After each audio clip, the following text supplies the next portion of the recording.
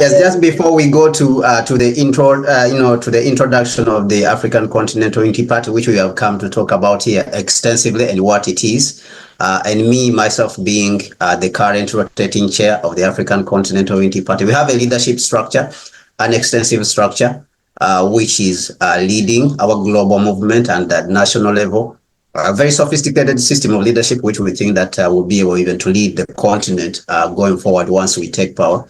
But before we go to that, I would like to say that Trump's victory, even though us as Africans, we need to be, of course, alert and careful, and we need to be very clear. I need also to be very clear on this, that Trump does not represent anything good for us, all right?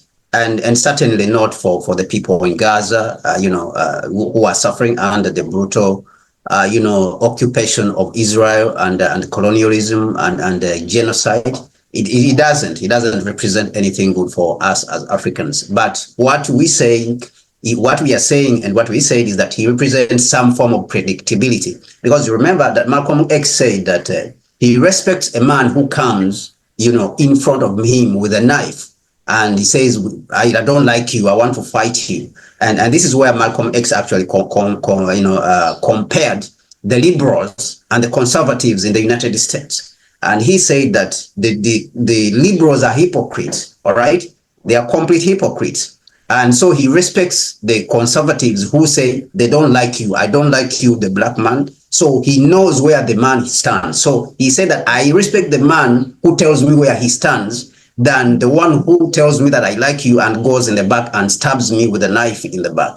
And he stabs me the knife about 6 inches. He pulls it out 1 inch and says that he has done something good for me because he has pulled the knife out about 5 inches when they've, about 1 inch when 5 inches is still inside. So this is what we are seeing, that Trump represents that form of a little bit of predictability because he's a conservative. He tells you that I don't like you, and it is what it is. You deal with it.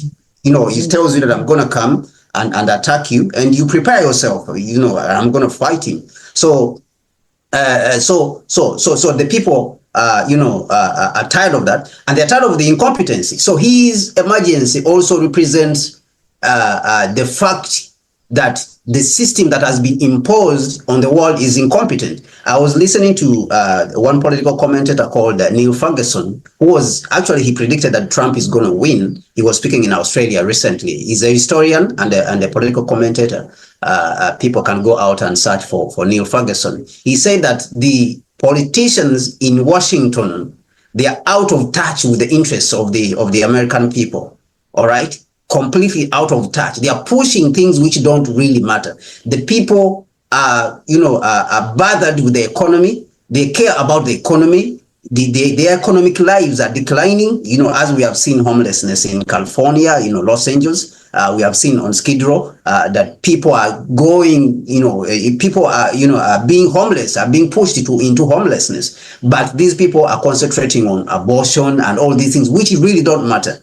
All right, they don't really matter, these things, to the people. People want to be preoccupied with improving their lives economically, and this is what Trump, of course, said. So it represents the incompetency, of the system that is being pushed around, and it's the same system that is being pushed, unfortunately, in Africa. So this is an opportunity for us to grab this and articulate, as African Continental Unity Party and other movements of the continent, to grab this opportunity and also articulate to our people that this is the same system that has been rejected. From where it is coming from, it has been rejected. So do not allow these people to impose it on us as African people also. So we have that great opportunity, to articulate the incompetence of the system. It's a failed system. It's a failed system. So that is what Trump has shown, because, and of course, this brings into play also what you mentioned when we were, backdoor, behind that it is possible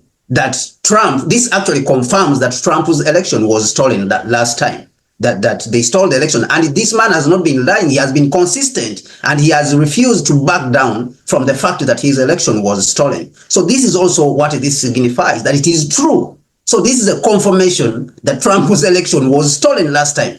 These establishment, the political establishment, wanted to protect themselves. They tried to save themselves with all kind of ways, because at first when Trump won, it was sort of a shock. It shocked everyone. All right. But this time it will not shock them. I mean, this time it did not shock many as it did the first time.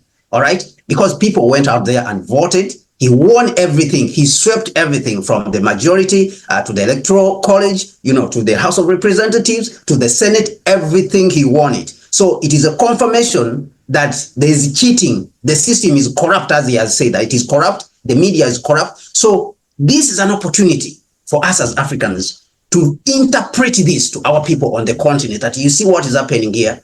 This is a corrupt system, and it's the same system that is being imposed, that like people like Nana Addo and all these puppets like Buhari, who have been in Nigeria, Tinubu, and all these puppets that are going across the continent. So I think that this is an opportunity, a great opportunity for the Pan-African forces to consolidate, to and push forward for the African Revolution.